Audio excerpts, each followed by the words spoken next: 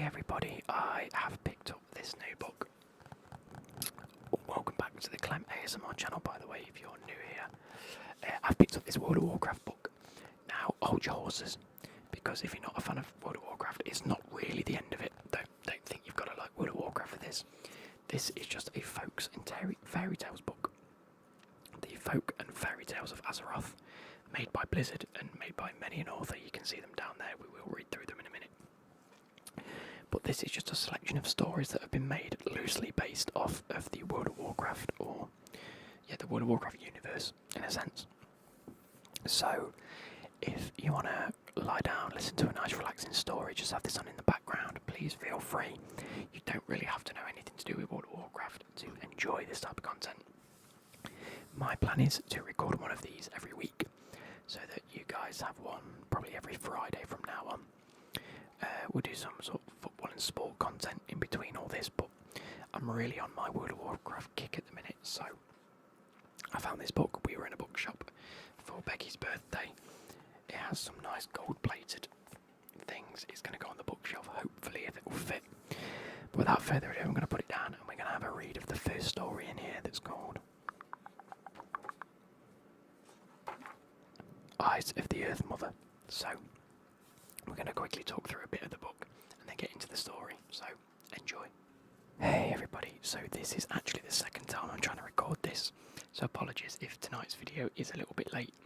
I was pretty much 3/4 of the way through the first story in this book, and it just so happens that I wasn't recording, which is not even mildly frustrating. It's actually very frustrating, but to cut a long story short, we obviously have this book which I've just done a bit of minimal explanation on, and we're going to be reading through one of the stories. Luckily, I'm going to do the same story again because I don't know how it ends.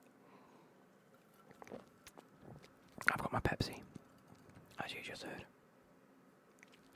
We have Folks and Fairy Tales.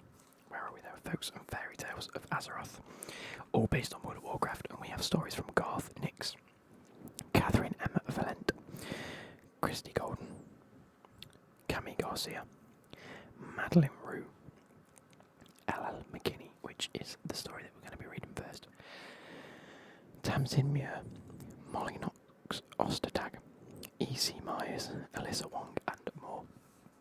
If we take a quick look at the back, it says monsters, mystery and magic around in this stunning illustrated collection of original fairy tales from the World of Warcraft universe, as told by an all-star cast of best-selling, award-winning storytellers. I'm not going to read much of the blurb on the back. It just basically goes into detail about the story of Azeroth and just a bit of everything. You can have a quick read for yourself if you like. We are basically just going to be going through the stories in order as they appear in the book.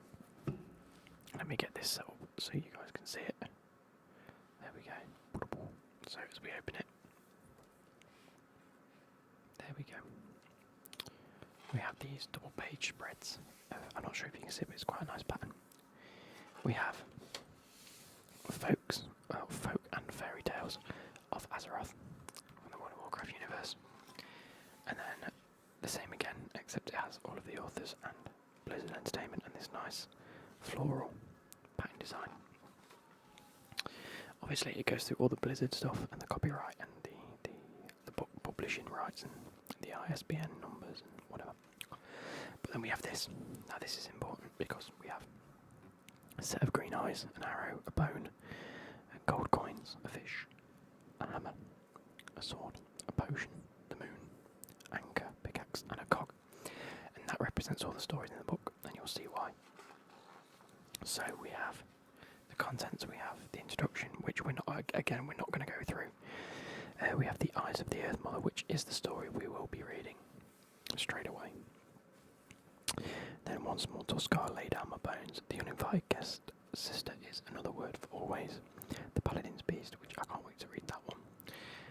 For Lies and Liberty, Stone Mosses and Tears. The Embrace, Why the Mermaids Left Paralis, which could be a cool, interesting story. The Courageous Kobold and the Wiggler's Candle.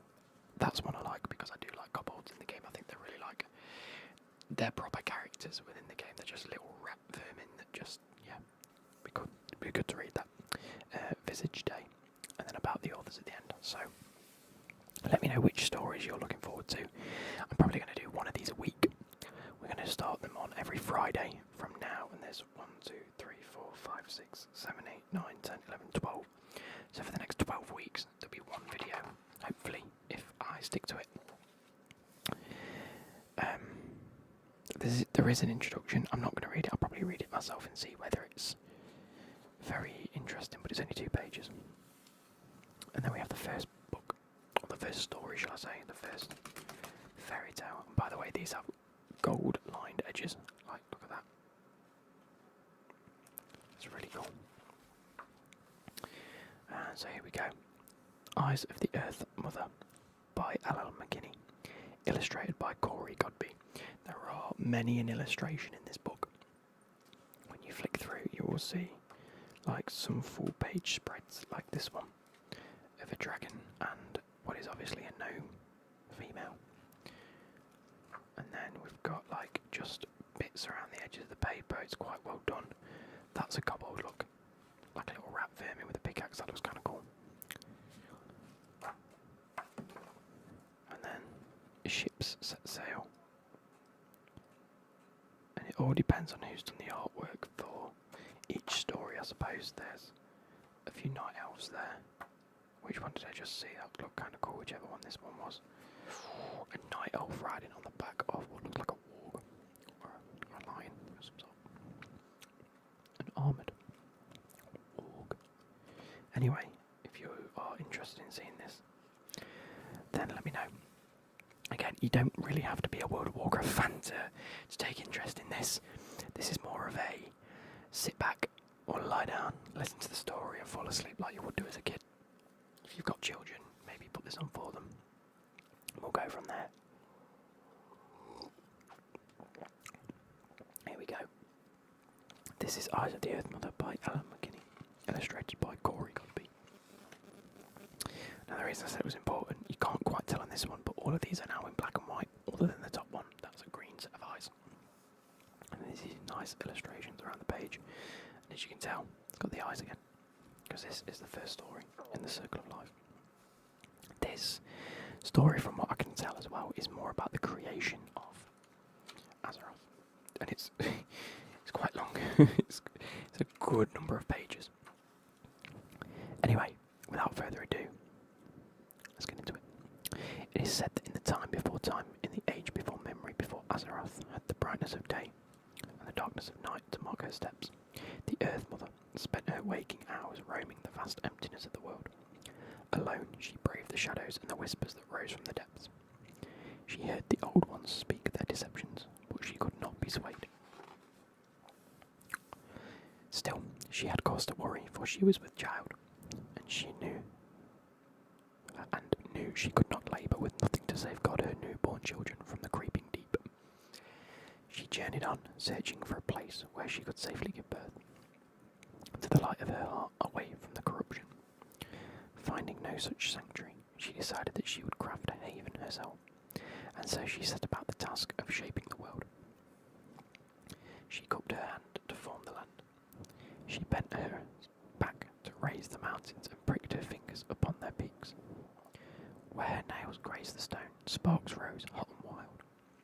Her fingers cut grooves into the earth, and from them flowed the first waters. Soon, great seas and oceans stretched before her, rushing to chase the newly formed rocks and fires at the shore. Water, earth and flame beat against one another, none of them yielding. The Earth Mother laughed at the antics of her creation, and from her breath were loosed the winds. Maybe lucid the winds. They cut across the land, whipping up the newly laid dust. Gently, the Earth Mother bid them, but the winds were over-eager and restless, and so she knelt to show them how to lighten their touch. Like this, she sighed upon the shining fog that now rested along the ground and sent it spiralling into the heavens. The mists rose until they could go no higher, curling white and wispy at first, and soon thick and grey. When the clouds could hold no more, the skies opened up, and the first rains fell heavy. The earth eagerly drank this bounty, and in return offered up the grass, the brush, the trees and forests, the swamps and the jungles. The winds, having learned their lesson well, played softly through the vines and branches over the flowering glades, dancing in delight.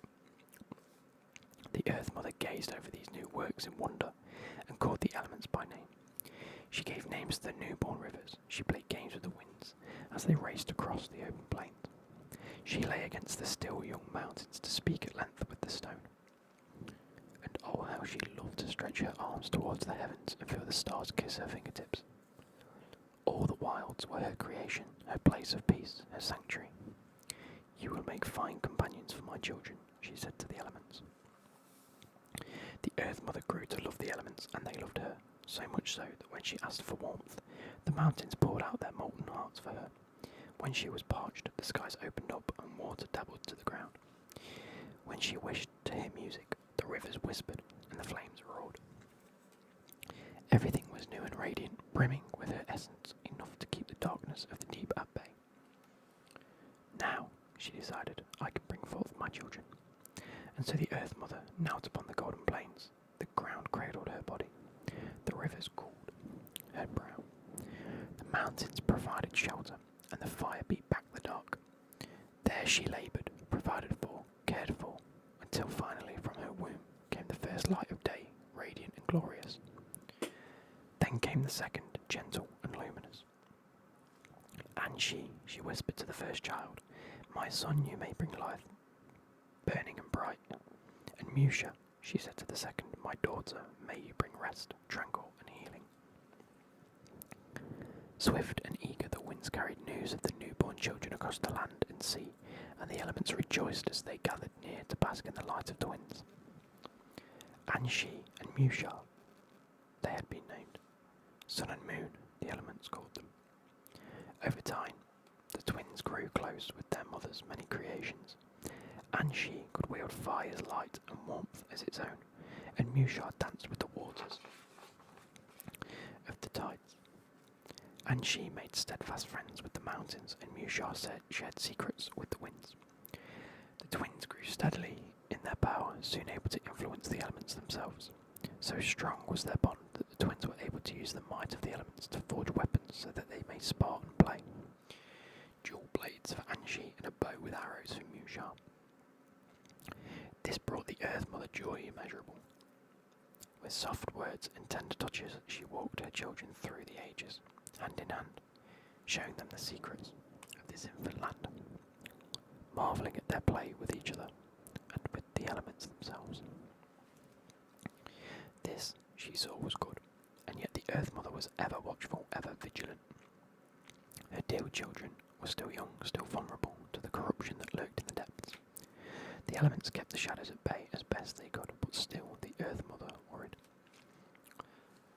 She stood guard over the twins always, never sleeping, never looking away, always keeping them close, even with their elemental guardians so near.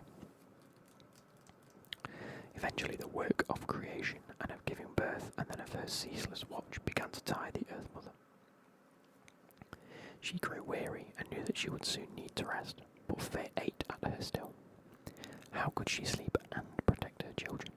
How could she keep them close, keep them safe from the darkness? Remembering how the mountain had sheltered her while she laboured, the Earth Mother took up her twins, the sun and the moon, and pressed them into her eyes. As she did this, first with Anshi the light of day faded, and the world finally knew night. The peace and calm that fell over the land soothed the Earth Mother's spirit. Sun and moon, night and day, now will I always see thee, my children. Finally she took in Musha, the light of her love, finally returning to her fully. This would keep her children safe and hidden. And then we see this nice, beautiful image of what is Mother Nature with the bright night and what is a figure being cooked into her hand. Watch over this world, the Earth Mother said to the elements as she prepared to slumber. Guard it against the shadows until I wake again. And so the Earth Mother slept while she nurtured sun and moon, as she had when she carried them. Resting first with one eye shut, and then the other. She kept one always open, for so great was her children's power, their light, that it could be no longer fully contained. This restless watch, where she was never fully asleep, denied the world the warmth that Angie had learned to wield. This cold crept across the land. It capped the mountains in ice and froze the rivers. When the rains came, they fell in the first snows of winter. Musha's powers were similarly diminished by her mother's rest, and without the moon to guide the winds through their dance, they whipped up in storms and blizzards. When the Earth Mother had rested enough, she opened her eyes onto this altered world. She saw how the elements had changed in the absence of her children, and she very nearly wept at the sight. But then, as the light of sun and moon returned with her gaze, the cold storms abated, and all returned to what it once was. This way, the beating of her heart dug deep into the earth, and the song of life it carried saturated the soil. The elements consoled her, speaking of the new life that had arisen as a result of her time of rest. They showed her the thriving plants and animals among the melting snow, to convince her that this too was good. And so the Earth Mother named the seasons in her time of work and her time of rest. From her eyes she showed her children how to guide the elements through these new seasons, how to colour the leaves before letting them fall, how to bolster the fields before letting seed take root, and soon as they had with the elements' raw power, Anshi and Musha could bring on the changes at will. Good, the Earth Mother said to her growing children, you have shown me your strength, you have proven your power, you can withstand the dark. This world is yours, I made it for you. Watch over it and care for all that call it home, but you must still stay safe inside my eyes.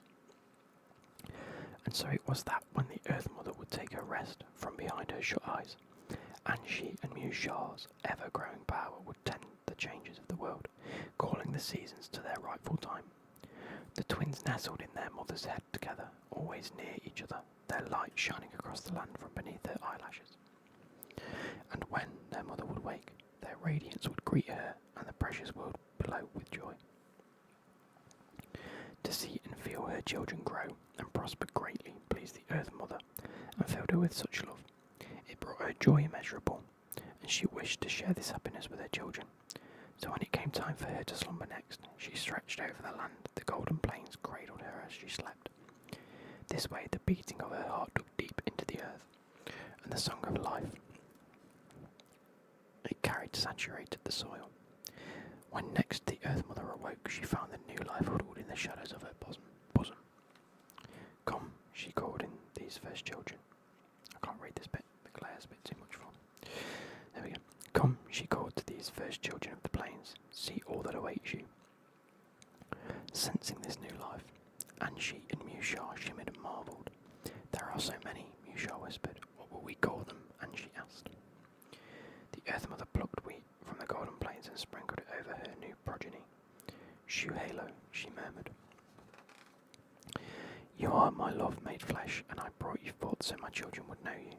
Anshi, Musha, my sun and moon, teach them what I have taught you, so that they may care for the land and commune with the elements, that they may see my love in you and in all things.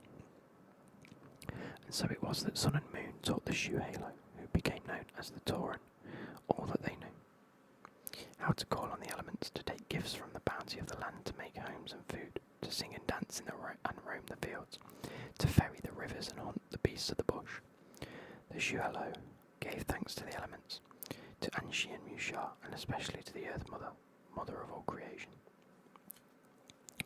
And for a time it was good, but as the elements turned their attention more toward aiding the Tauran, the old ones trapped beneath the depths watched and waited with the patience as ancient as the world itself. And while Sun and Moon were almost strong enough to defend themselves, the Shualo were young and vulnerable. So it was that when the next Earth Mother slept, and Sun and Moon's power radiated from her slumbering eyes to bring about the change of the seasons, the old ones stretched their influence across the land. Slowly at first, the shadows crept through the cracks and crevices of the world, then, growing bold, swept across the plains until their poisonous whispers pricked the hearts of the Tauran. The old ones had their own lessons to teach, both quiet and innumerable were their voices of hatred, of anger, of greed, of sorrow, and of war. A number of the Shuelo were deceived by these whispers. These corrupted Shuelo embraced the words of wickedness and turned on their brethren. They rained down destruction on the land and family they were meant to share. Then there were the ones who lost their light. The darkness invaded their minds and took them from their very selves, until all that remained were broken thoughts and battered beings. Anshi and Mushar watched helplessly as the Shuelo were consumed by chaos.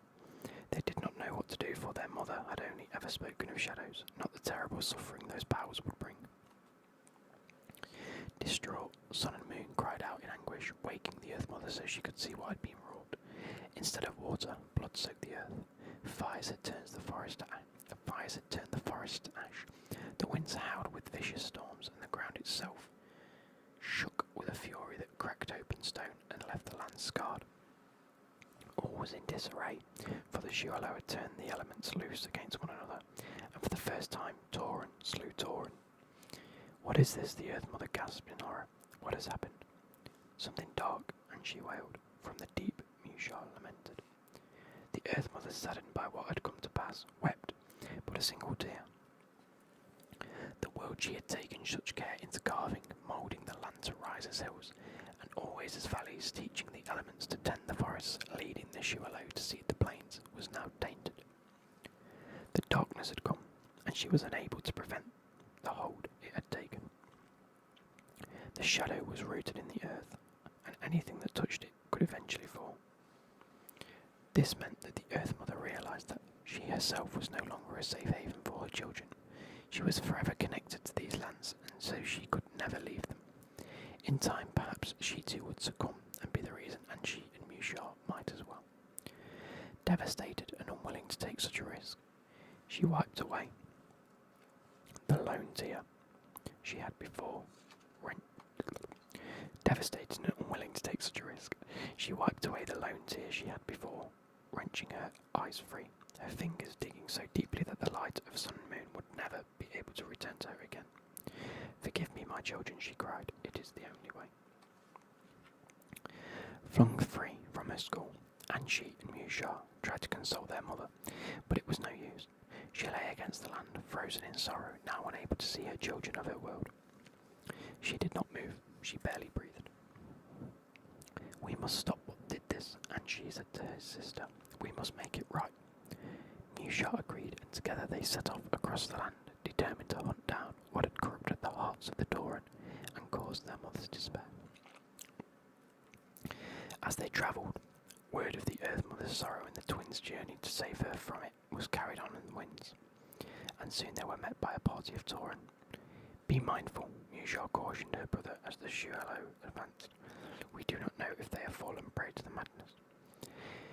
But as the Tauren drew near, it was clear that though they had been touched by the darkness, they had not been taken by it. "We can trust them," Mushar sighed in relief as she lowered her bow. A Tauren woman, as the head of the caravan, called out to the twins in greeting. "Radiant Anshi, luminous Mushar, we have heard the despair of the Earth Mother, and it has made our hearts heavy. We come to offer what aid we can."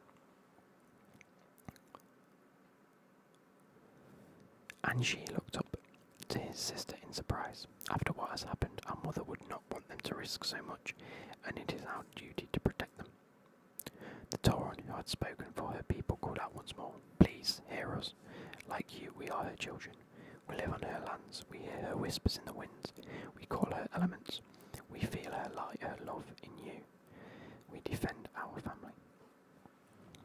The Tauren turned as a wagon was drawn forth. Mushar and Anshi leaned in to see what the Tauren had brought before them, then leaned back in shock. Laid against a bed of long grass rested a baby. The child glowed blue with life and light, kin to the spark that burned in both Sun and Moon. "We found the baby alone in the fields," the Tauren explained. "We approached a watering hole to rest, but before we could drink, the water receded to cradle this little one here. And that the baby opened his eyes and began to wail." As you see a nice Tauren. The sound bore into the twins and pricked them in the same way as their mother's sorrow. That is when they recognised the child for who they were. The single tear in their mother cried had fallen to earth, and from it had sprung another life.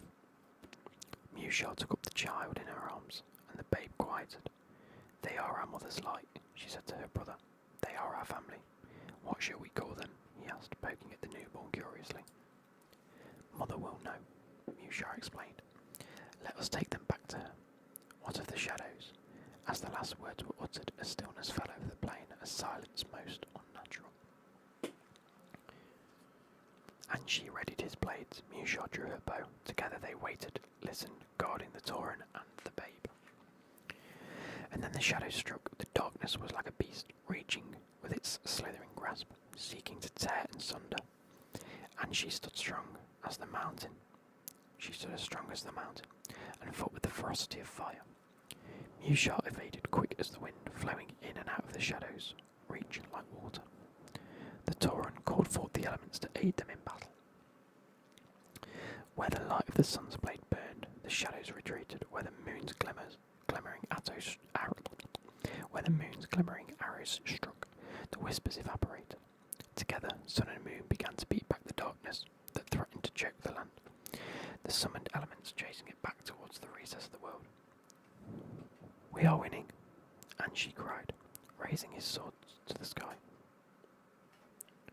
He did not see the reaching shadow until it was too late. It lashed out, aiming for his heart. Brother, Musha loosed an arrow. It found its mark, cleaving the darkness in twain, but not before Anshi was struck. He fell, grasping at his side, his blood welling between his fingers. Like you, we are her children. We live on her lands, we hear the whispers in the winds. We call her elements, we feel her love, her light in you. Musha threw herself down beside him and sought to bind his wound with water and wind, but no matter what she did, he continued to bleed. The wound is too great, she said. I cannot heal it. Maybe our mother can. Do not leave me, sister, and she begged. I will not. She stayed at his side and instead sent her plea on the wind. When the Earth Mother heard of her children's peril, she shook herself loose of her grief. Great was her sorrow, but her love for Anshi and Musha was deeper still. She could not see the way, but the waters called her name, and she followed. The winds pulled at her hands, guided her swiftly to find her sun and moon. Anshi, she called, Musha. Mother.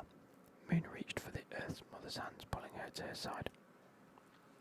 Anshi is hurt, and when the Earth Mother knelt beside the twins, her fingers found her son's face and were wetted by his blood. I cannot close the wound, Musha cried. But you are keeping him alive. The Earth Mother hugged her children, relieved to have found them and surprised to find they were not alone. Musha presented the babe to her mother. The Shualo found them lying on the plains, crying out as you did, birthed from your tear. The Earth Mother held the little one in her arms and was pricked by the light of joy once more. Lo Sho, do not despair. As she rocked the baby, she asked her children what had become of the darkness. We drove it back for now, and she answered, but the Shualo is still not safe. Musha said it will return any moment. What are we to do? Anshi is wounded, and I cannot fight, for if she and her healing light strayed too far from her brother, he would surely die. The Earth Mother turned toward her sun and moon. Though she could no longer see, she remembered clearly the vastness of her creation, the wonder and life, and the destruction in the wake of the shadows that had come to devour it.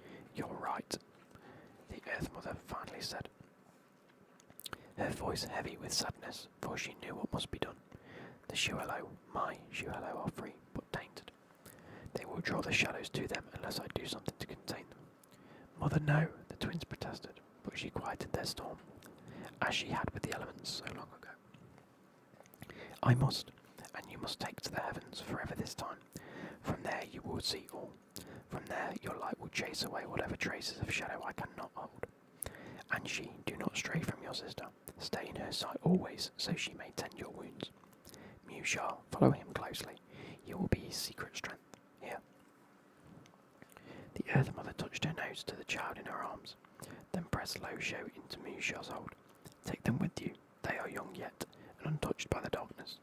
Teach them, my children. Teach them my ways. Teach them to care for and protect the Shualo in this world, as I have taught you, and let them know that they have my love. You all do. The Earth Mother hugged her children close to her one last time. She kissed their faces as she had when they were younger. Take care of each other and have my courage. she said when she began to weep, for I am with you, as I am with all my children, always. And so Sun and Moon returned to the heavens, taking with them the new babe.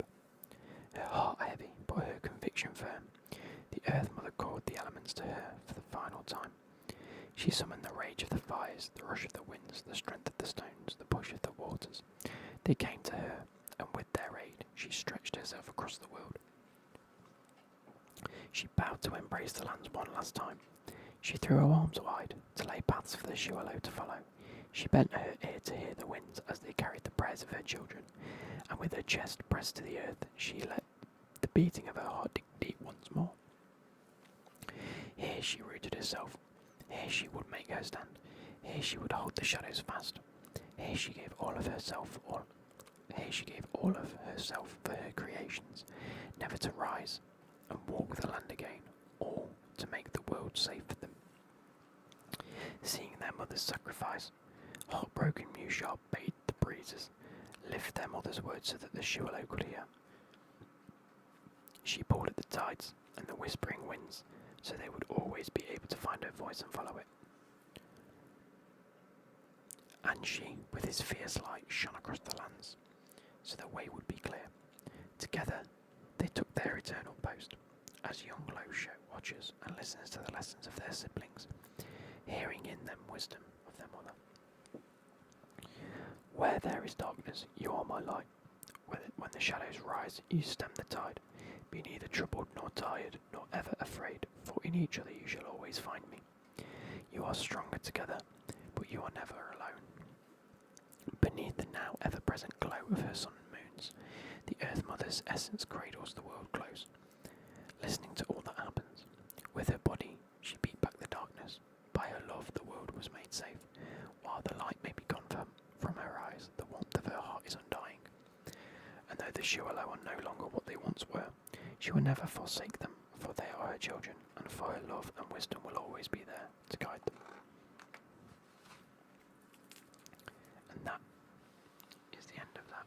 What a nice, rich story about the creation of, well, what is the Torah? The sun and moon, the elements. I hope you guys have enjoyed, and I'll catch you later. Goodbye.